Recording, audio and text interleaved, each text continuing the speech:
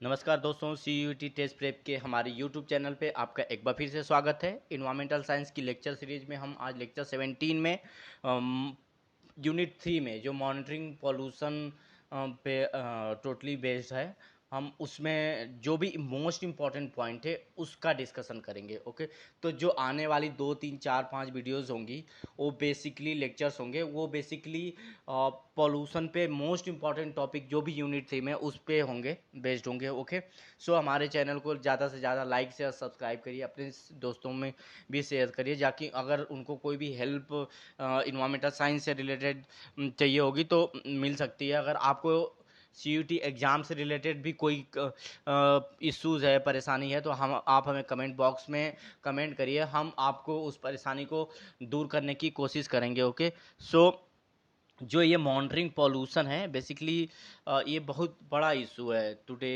In modern world.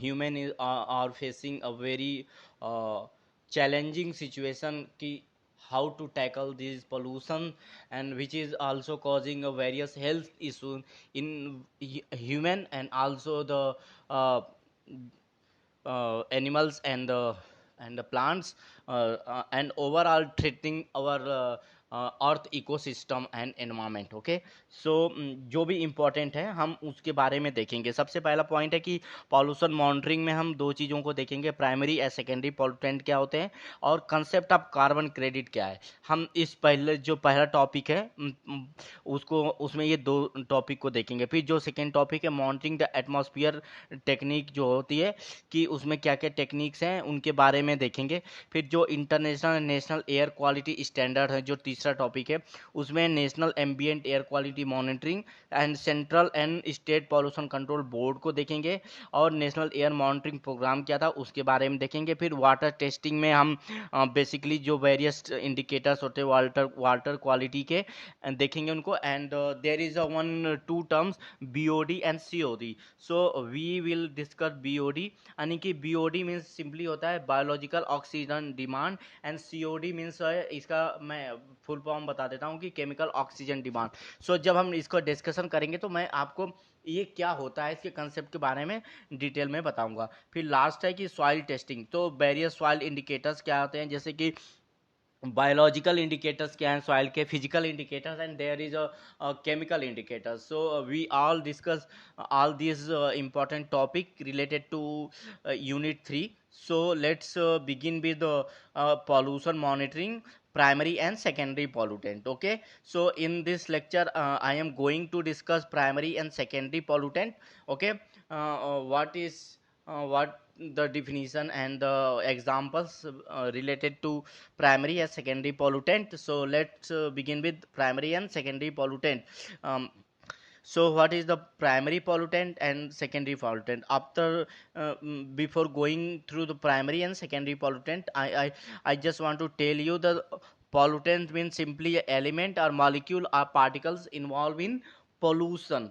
Life can harm when exposed to these materials, and effect of them on human and plants are well known. Everybody know that कि जो भी pollutant हैं ऐसे materials या molecules या substances होते हैं, कोई भी सब्सटेंस हो सकता है, कोई भी ऐसी चीज़ जैसे कि प्लास्टिक को ही ले लीजिए, या जो घर से या जो पानी होता है, नाले में जो पानी है, सीवर में जो पानी है, या कोई ऐसा केमिकल्स हो गया जैसे DDT है, ठीक है।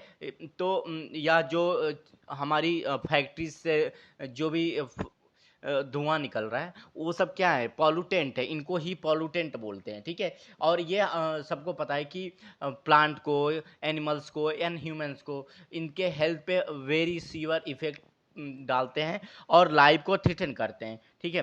तो ये होते हैं पॉल्यूटेंट। और पॉल्यूटेंट बेसिकली इन्वायरमेंट में many there is various types जो कि कम नेचुरली भी आते हैं। जैसे कि अगर मान लीजिए ज्वालामुखी फट गई, तो ज्वालामुखी ह्यूमन ने तो ह्यूमन के रीजन के कारण तो हुआ नहीं, ऐसे कि ज्वालामुखी आ गई तो उसको क्या नेचुरली नेचुरली भी जो पॉल्यूटेंट है हमारे इन्वायरमेंट में आ जाएंगे, और ह्यूमन के थ्रू भी आते हैं, ठीक है। जैसे ह्यूमन जो इंसान है जैसे कि प्लास्टिक का यूज करता है तो ये पॉल्यूटेंट ही है। ओके, तो ये होता है। अब जो पॉल्यूटेंट होते हैं ना बेसिकली बेसिकली दो तरह के होते हैं, प्राइमरी पॉल्यूटेंट होते हैं और एक होता है सेकेंडरी पॉल्यूटेंट होता है। अब प्राइमरी पॉल्यूटेंट क्या होता है कि प्राइमरी पॉल्यूटेंट मतलब कि जो डायरेक्टली इन्वायरमेंट में आ रहा है, ओके, डायरेक्टली, वो ऐसा नहीं कि किसी माध्यम से आ रहा है, the pollutant which comes into environment directly, हाँ, from the source, okay, emitted directly into the environment, okay,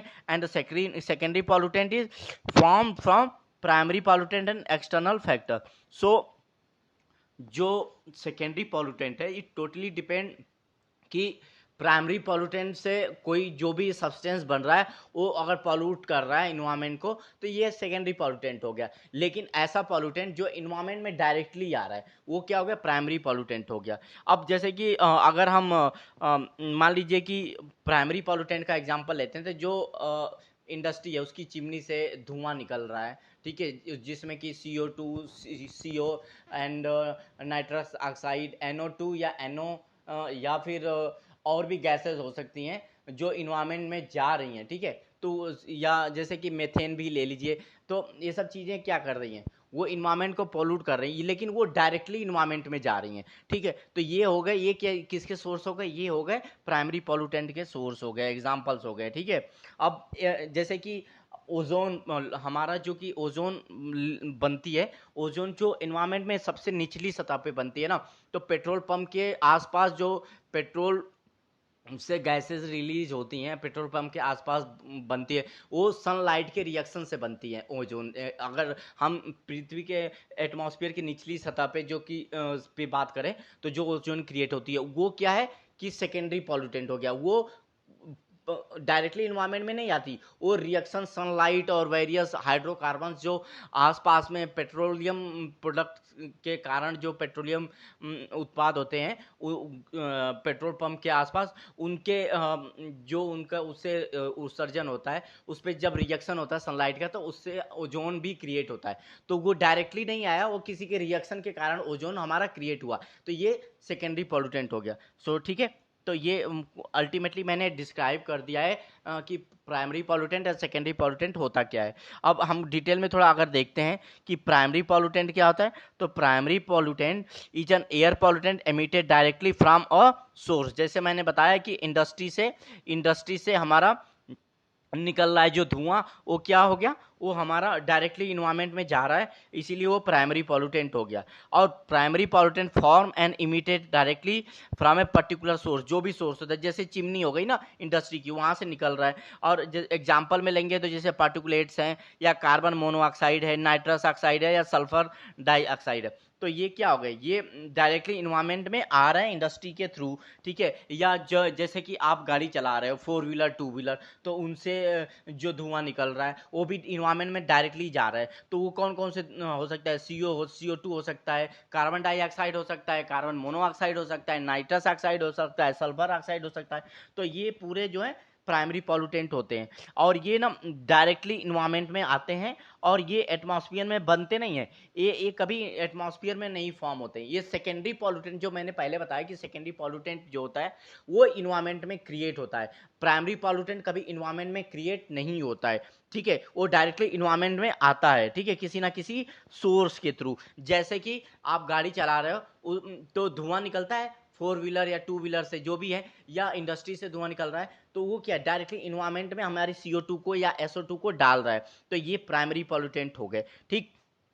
तो वो इन्वायरमेंट में क्रिएट नहीं हुए, वो डायरेक्टली इन्वायरमेंट में प्राइमरी पॉल्यूटेंट आ जाते हैं, ठीक है। अब जैसे कि ये मेनी सोर्स होते हैं, कई emitted from many source indicating, जैसे कार हो गई, या कोल फायर पावर, जो कोल बेस्ड पावर प्लांट होते हैं जहाँ से बिजली पैदा होती है, या नेचुरल गैस पावर प्लांट्स होते हैं, या बायोमास, अगर मान लीजिए कि लकड़ी और ये सब चीज़ें जला रहे हैं, या कहीं फॉरेस्ट में आग लगी हुई है, वॉल्केनो जो ज्वालामुखी आ रहा, तो ये सब सोर्स होते हैं जो कि इन्वायरमेंट में CO2, NO2, SO2, particular matters, ये सब इन्वायरमेंट में एटमॉस्फेयर में डालते हैं। तो ये सोर्स हो गए जिसके से कि प्राइमरी पॉल्यूटेंट जहाँ से निकलते हैं इन्वायरमेंट में जाते हैं, ठीक है। अब उसका इफेक्ट सब पे, इंसानों पे है या एनिमल्स पे है, प्लांट्स पे है, वायरस टाइप्स ऑफ डिजीज होती हैं, ठीक। जैसे कि एक सबसे इम्पॉर्टेंट एक तरह से कॉमन डिजीज होती है कि सांस फूलने लगती है, सांस लेने में कठिनाई होती है, क्योंकि जब पॉल्यूटेंट्स बढ़ जाते हैं इन्वायरमेंट में तो, और आंखों में ईचिंग होना, या कि जो हमारी स्किन होती है उस पर ईचिंग आना, खुजली होना, इस तरह की चीज़ें आने लगती हैं, आंखें इरिटेशन होना, ये सब चीज़ें होती हैं जिसकी जो कि हम इन्वायरमेंट में पोल्यूशन के कारण, जो ये प्राइमरी पॉल्यूटेंट होते हैं उनके कारण होता है। ठीक है। सो अब जो कि जो सेकेंडरी पॉल्यूटेंट होते हैं ना, प्राइमरी पॉल्यूटेंट उसमें उनके कंट्रीब्यूट करते हैं, क्या करते हैं, उन कंट्रीब्यूट करते हैं।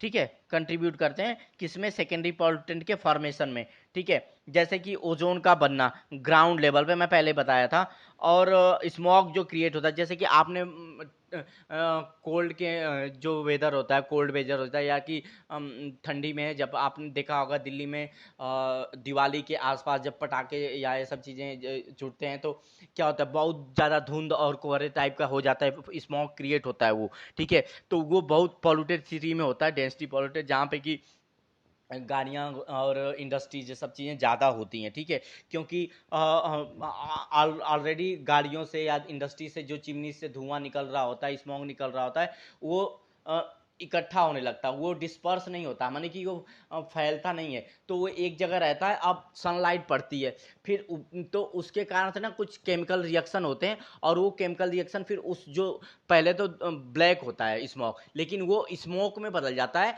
येलो कलर का हो जाता है। ठीक है, तो ये सब चीज़ें क्रिएट होती हैं। ठीक है, तो ये सेकेंडरी पॉल्यूटेंट होते हैं। तो अब अगर मान लीजिए हम अगर रेगुलेशन इनको कंट्रोल करना एमिशन को प्राइमरी पॉल्यूटेंट के, तो हमको रेगुलेशन अच्छा इंप्रूव करना पड़ेगा, टेक्नोलॉजी का यूज़ करना पड़ेगा, इकोनॉमी को चेंज करना पड़ेगा। जैसे ऐसी इंडस्ट्री को ना लगाएं जो बहुत ज़्यादा स्मोक क्रिएट कर रही हैं या पॉल्यूशन फैलाने वाली इंडस्ट्रीज़ होती हैं, उनको शहर से दूर लगाएं, इससे कि या उसमें ऐसी टेक्नोलॉजी का यूज़ करें कि वो कम से कम धुआं स्मोक इन्वायरमेंट में रिलीज करें। ओके, तो अब जैसे कि जो प्राइमरी पॉल्यूटेंट होते हैं, ये एग्जाम्पल पूछ सकता है कि इसमें से कौन से प्राइमरी पॉल्यूटेंट हैं, तो ये जैसे नाइट्रस ऑक्साइड है, कार्बन मोनोऑक्साइड है, वीओसी है, वोलेटाइल ऑर्गेनिक कंपाउंड होते हैं, सल्फर डाइऑक्साइड है, पार्टिकुलर मैटर है, मरकरी है, ये सब क्या होते हैं, प्राइमरी पॉल्यूटेंट के कुछ एग्जाम्पल्स होते हैं। अब एक चीज और बता दूं कि कुछ ऐसे पॉल्यूटेंट होते हैं जो दोनों रोल प्ले करते हैं, वो प्राइमरी पॉल्यूटेंट भी होते हैं, वो सेकेंडरी पॉल्यूटेंट का भी रोल प्ले करते हैं। ठीक है, सर्टेन पॉल्यूटेंट में both primary and secondary pollutant, जैसे NOx होता है, NOx इसको नॉक्स बोलते हैं, एक्चुअली में नॉक्स कहते हैं इसको, और जैसे कि नाइट्रस ऑक्साइड भी हो सकता है, और नाइट्रोजन डाइऑक्साइड भी हो सकता है। ठीक है, क्योंकि जैसे कि व्हीकल से एमिट होता है या पावर प्लांट से होता है, और ये एटमॉस्फेयर में बन भी सकता है किसी दूसरे ऑर्गेनिक कंपाउंड्स का जब रिएक्शन होता है तब भी नॉक्स क्रिएट हो सकता है। ठीक है, एक तो डायरेक्टली हमारा पावर प्लांट से निकलता है, व्हीकल से निकलता है, और एक एटमॉस्फेयर में जब बनेगा तो एटमॉस्फेयर, अब पावर प्लांट या जो व्हीकल से निकल रहा है वो तो डायरेक्ट पॉल्यूटेंट हो गया, नॉक्स निकल रहा है तो NO2 निकल रहा है या NOx निकल रहा है, लेकिन जब इन्वायरमेंट में वो क्रिएट होगा तो क्या हो गया, क्योंकि वो इन्वायरमेंट में क्रिएट हुआ है, न कि वो डायरेक्टली इन्वायरमेंट में गया है, तो वहां पे वही NOx सेकेंडरी पॉल्यूटेंट हो जाएगा। ठीक है, अब जैसे कि सबसे मेजर कंट्रीब्यूशन किसका होता है इन्वायरमेंट में, जो प्राइमरी पॉल्यूटेंट आते हैं उसमें ट्रांसपोर्टेशन सेक्टर का सबसे ज़्यादा रोल होता है, क्योंकि जो गैस जैसे कि पेट्रोल डीजल, अब गाड़ी चलेगी तो पेट्रोल डीजल ही जलेगा, तो उसके कारण से हार्मफुल पॉल्यूटेंट इन्वायरमेंट में रिलीज होते हैं। ठीक है, इंडस्ट्री सेक्टर भी एक तरह से मेजर कंट्रीब्यूटर है। ठीक है, तो ये हो गया प्राइमरी पॉल्यूटेंट के बारे में। अब जैसे कि ये देख लीजिए, जो मैंने पहले बताया था कि मान लीजिए कार चल रही है, बस चल रही है, इनका जो धुआं है, ये सब ये जो धुआं है, या ये इंडस्ट्रीज है, इनकी चिमनी से जो धुआं निकल रहा है, तो इसमें NOx भी होगा, CO2 भी होगा, CO भी होगा। ठीक है, मरकरी भी होगी, हाँ ये सब चीज़ें होंगी, तो HG जो होती है, मरकरी HG होता है। ठीक, तो ये क्या होते हैं, ये प्राइमरी पॉल्यूटेंट के एग्जाम्पल्स हैं। ठीक है, और अब जैसे क्या प्राइमरी पॉल्यूटेंट, जो मैंने पहले बताया कि प्राइमरी पॉल्यूटेंट से ही सेकेंडरी पॉल्यूटेंट क्रिएट होता है, तो जैसे यहाँ पे एग्जांपल देखते हैं, फिगर के थ्रू समझते हैं कि ये एक गाड़ी है। ठीक है, इंडस्ट्री, आपके कोई व्हीकल है, उसने क्या किया, उससे स्मोक निकला, स्मोक निकला, धुआं, तो अब धुआं तो चारों ओर फैलता है, जैसे नेचुरली कोई ज्वालामुखी फट गया तो वहां से भी ये से धुआं और ये सब चीजें निकलेंगी, तो उसमें क्या होगा, NOx होगा, SO2 या SOx होगा जिसको बोलते हैं, पर्टिकुलेट मैटर होगा, VOC होगा, HG होगा, मरकरी हो गया। तो ये तो प्राइमरी पॉल्यूटेंट हो गए। अब ठीक है, इंडस्ट्री से भी निकल रहे हैं यहाँ पे, ठीक। तो अब जब ये ना कुछ रिएक्शंस होते हैं इन्वायरमेंट में, उससे क्या बनता है, PAN, पर ऑक्साइड नाइट्रेट बनते हैं जो होते हैं, इसको सेकेंडरी, या ओजोन क्रिएट होता है, या H3SO4 होता है, SO3 होता है, ये सब जो क्रिएट होते हैं ये प्राइमरी पॉल्यूटेंट से इन्वायरमेंट में क्रिएट हो जाते हैं, ठीक है। तो जो मैंने पहले भी बताया आपको कि जो सेकेंडरी पॉल्यूटेंट हो वो इन्वायरमेंट में एटमॉस्फेयर में क्रिएट होता है, प्राइमरी पॉल्यूटेंट एटमॉस्फेयर में डायरेक्टली रिलीज होता है, ना कि एटमॉस्फेयर में क्रिएट होता है। ओके, सो ये रहा प्राइमरी पॉल्यूटेंट के बारे में, ठीक। अब जैसे कि अब मैंने पहले ही बताया कि फोटोकेमिकल स्मॉग जो क्रिएट होते हैं ठंड के मौसम में ज़्यादा क्रिएट होते हैं, तो उस समय जो कि वेरियस प्राइमरी और सेकेंडरी पॉल्यूटेंट होते हैं वो रिएक्शन करते हैं और फोटोकेमिकल स्मॉग का क्रिएशन होता है, ठीक है। अब सेकेंडरी पॉल्यूटेंट किसे कहते हैं, सेकेंडरी पॉल्यूटेंट को देख लेते हैं। Secondary pollutant are form from primary pollutant and external factors. जैसे मैंने पहले भी बताया कि जो प्राइमरी पॉल्यूटेंट हो वो सेकेंडरी पॉल्यूटेंट के को क्रिएट करने में there is a major role, basically basic role यही है कि secondary pollutant created from primary pollutant या एक्सटर्नल फैक्टर्स। या एक्सटर्नल फैक्टर्स का ये भी मतलब है कि जैसे कि जब लाइटनिंग होती है, बिजली कड़कती है, तो उस समय भी जब बिजली आती है तो वहाँ पे भी कुछ केमिकल रिएक्शंस होते हैं, ठीक है, क्योंकि इन्वायरमेंट में वेरियस गैसेस रहती हैं। आपको पता होगा कि आर्गन, नियॉन या नाइट्रोजन, ऑक्सीजन, ये सब गैसेस होती हैं, और भी गैसेस रहती हैं इन्वायरमेंट में। तो जब इलेक्ट्रिक चार्ज आता है ना, इलेक्ट्रिक चार्ज प्लस माइनस, और ये बहुत, जब बिजली कड़कती है तो बहुत ज़्यादा इलेक्ट्रिक चार्ज क्रिएट होते हैं, प्रेशर्स क्रिएट होता है, टेम्परेचर बढ़ता घटता है इन्वायरमेंट में, जिससे कि केमिकल्स रिएक्शन होते हैं, उसके कारण हमारा सेकेंडरी पॉल्यूटेंट भी क्रिएट होता है, ठीक। तो यानी कि secondary pollutant form from primary and external sources, ठीक है। Pollutant form in lower atmosphere by chemical reaction, so the secondary pollutant which form in the atmosphere। अब एग्जाम्पल देखते हैं कि ozone and secondary organic aerosol, जो hedge होते हैं ना, हेज जिनको कि एरोसॉल बोलते हैं, और ओजोन जो क्रिएट होती है ना लोअर एटमॉस्फेयर में, वो सेकेंडरी पॉल्यूटेंट का सबसे अच्छा एग्जाम्पल है। ये पूछ सकता है कि ओजोन जो लोअर एटमॉस्फेयर में क्रिएट होती है वो प्राइमरी पॉल्यूटेंट है कि सेकेंडरी पॉल्यूटेंट है, तो ये चीज़ नोट कर लीजिएगा। अब जो डायरेक्टली इमिट नहीं होते सेकेंडरी पॉल्यूटेंट, ठीक है, बल्कि ये फॉर्म होते हैं प्राइमरी पॉल्यूटेंट जब रिएक्ट करता है एटमॉस्फेयर में, ठीक। जैसे कि एसिड रेन है, एसिड रेन कैसे होती है इन्वायरमेंट में, जब मान लीजिए कि ऑक्सीजन CO2 की मात्रा या CO की मात्रा, NOx की, सल्फर डाइऑक्साइड की मात्रा हो ज़्यादा होने लगती है, ठीक है, एक रिक्वायर्ड अमाउंट से, तो वो वायु को, हमारे एयर को पॉल्यूट करती है। And the time when there is a rain, then the reaction between rain water and the gases present in gases like CO2, SO2 are present in atmosphere, and they chemically reacted with rain water and the form acid rain, okay। So these pollutant react atmosphere and create secondary pollutant। तो acid rain भी एक example हो गया किसका, example of secondary pollutant, ठीक है।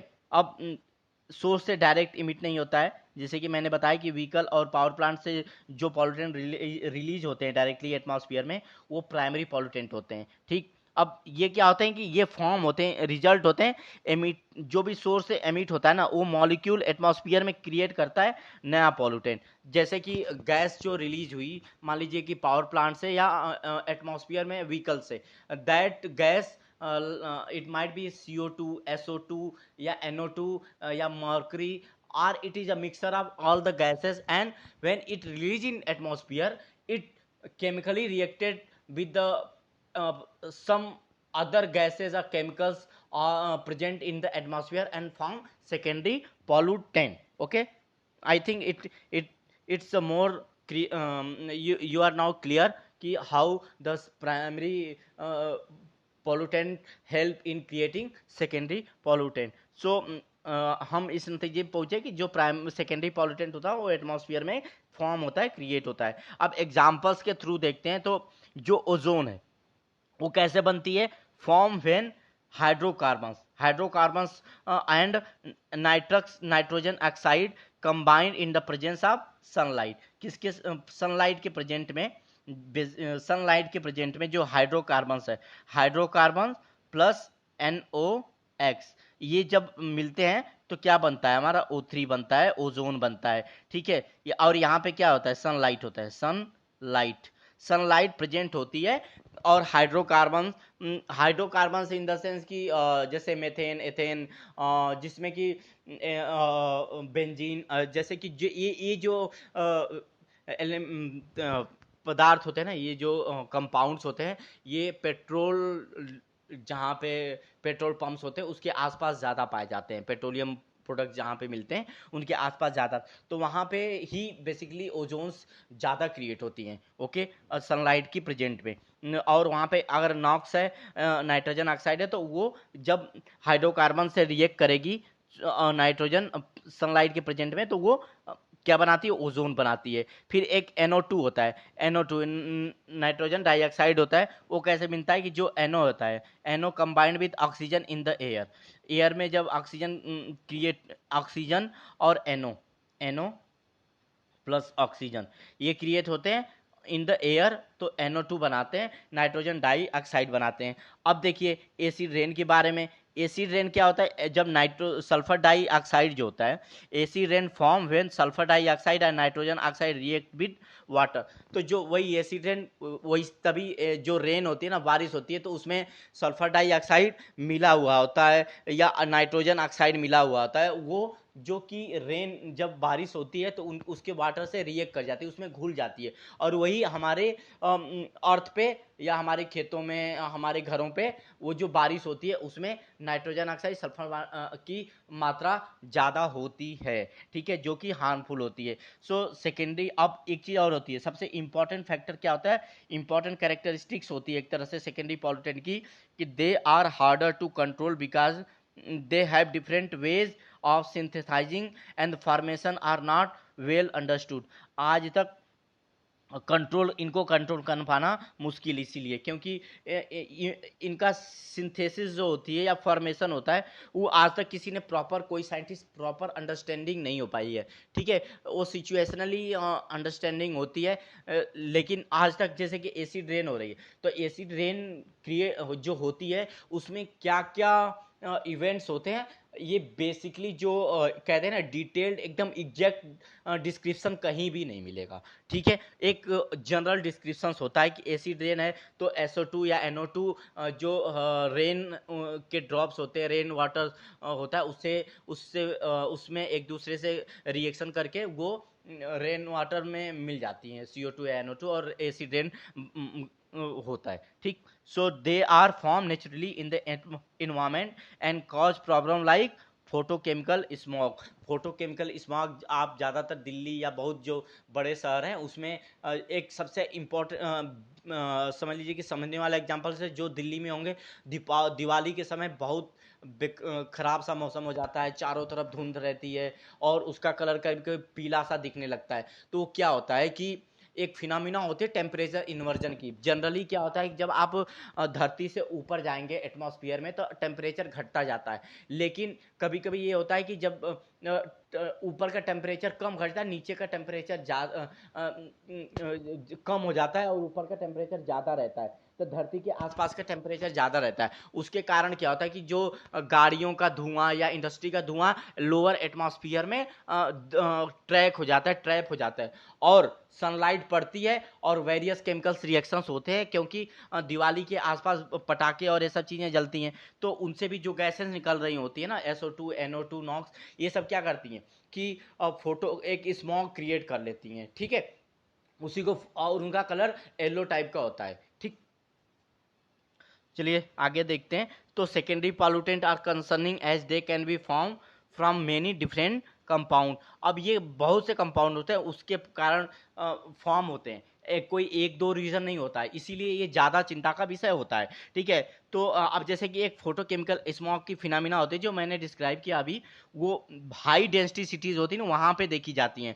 Basically क्या होता है, इसमें जो प्राइमरी पॉल्यूटेंट होते हैं ना, अदर पॉल्यूटेंट से इंटरेक्ट करते हैं एयर में। ठीक है, जैसे कि molecular oxygen, water, hydrocarbons. Hydrocarbons में जैसे मैंने बताया कि पेट्रोलियम प्रोडक्ट्स जो होते हैं, केमिकल्स प्रोडक्ट होते हैं, जैसे कि जो आप जो पेट्रोल पंप्स हैं या जहाँ पे इस तरह की ओएनजीसी और इन सब के वेयर हाउसेज है, वहाँ पे जो हाइड्रोकार्बन्स निकलते हैं उनसे ऑक्सीजन और वाटर जब रिएक्ट करता है, और भी गैसेज होती हैं। ठीक है, CO2, NO2, CO, sulphur dioxide, ये सब चीज़ें सब गैसेज होती हैं। और टेम्परेचर जो लोअर टेम्परेचर होता है एटमॉस्फेयर का कम होता है और अपर टेम्परेचर बढ़ जाता है, तो जो गैसेज होती है ना, ये सब वो लोअर एटमॉस्फेयर में ही ट्रैप हो जाती हैं और वो निकल नहीं पाती हैं। सो ये फोटोकेमिकल स्मॉग का फिनोमेना इस कारण से क्रिएट होता है, और वो जो क्लाउड बनता है ना, वो येलो टाइप का हो जाता है, और जो कि ह्यूमन को बहुत हार्मफुल होता है। सो photochemical smog is made up of various secondary pollutant like ozone, पर ऑक्सी नाइट्रेट, PAN। ये भी पूछ सकता है PAN का फुल फॉर्म, तो पर ऑक्सिल नाइट्रेट होता है। ठीक है, नाइट्रिक एसिड, ये सब चीज मिलके हमारा क्या बनाती है, सेकेंडरी पॉल्यूटेंट फोटोकेमिकल स्मॉग बनाती है। तो अगर आपसे पूछे कि फोटोकेमिकल स्मॉग में क्या क्या कंपाउंड हो सकता है, कौन कौन सी गैसेज हो सकती है, तो एक ओजोन हो जाएगा, एक नाइट्रिक एसिड हो जाएगा, एक पर ऑक्सिल नाइट्रेट हो जाएगा। ठीक है, पर ऑक्सिल नाइट्रेट, PAN जिसको बोलते हैं। तो अब एग्जांपल्स में अगर देखें सेकेंडरी पॉल्यूटेंट के, तो सबसे पहले तो एक तो ओजोन हो गया, और sulphuric acid and nitric acid जो कि एसिड रेन बनाता है वो हो गया। पार्टिकुलेट मैटर दोनों में आ जाएगा, प्राइमरी और सेकेंडरी दोनों में आ जाएगा।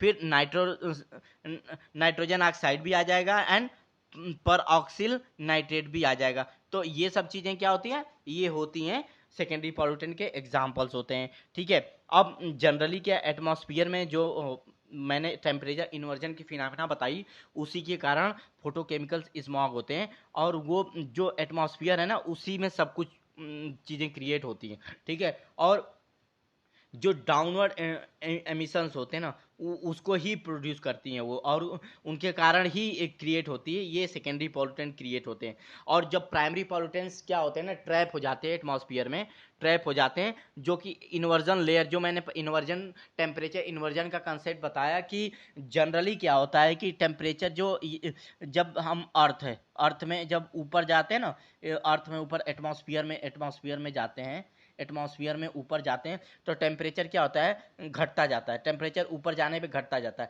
लेकिन टेम्परेचर इन्वर्जन में क्या होता है कि जो अर्थ के आसपास का जो लोअर एटमॉस्फेयर है, लोअर एटमॉस्फेयर का टेम्परेचर ज़्यादा हो जाता है, बढ़ जाता है, और अपर एटमॉस्फेयर का टेम्परेचर क्या होता है, कम रहता है। ठीक है, तो यहाँ का जो टेम्परेचर है ना, वो माइनस में चला गया। तो ठीक है, और यहाँ का टेम्परेचर ज़्यादा हो गया, यहाँ का कम हो गया, तो जो गैसेज होती हैं यहीं ट्रैप हो जाती हैं, और ट्रैप होती हैं, फिर वेरियस केमिकल्स रिएक्शन हो जाते हैं, जिसके कारण कि हमारा फोटोकेमिकल स्मॉग, ये सब चीज़ें क्रिएट होती हैं और सेकेंडरी पॉल्यूटेंट क्रिएट होते हैं। ठीक, और ये जो सेकेंडरी पॉल्यूटेंट है वेदर से बहुत ज़्यादा सेंसिटिव होते हैं, हद से ज़्यादा सेंसिटिव होते हैं वेदर से। ठीक, ये चीज़ें नोट कर लीजिएगा।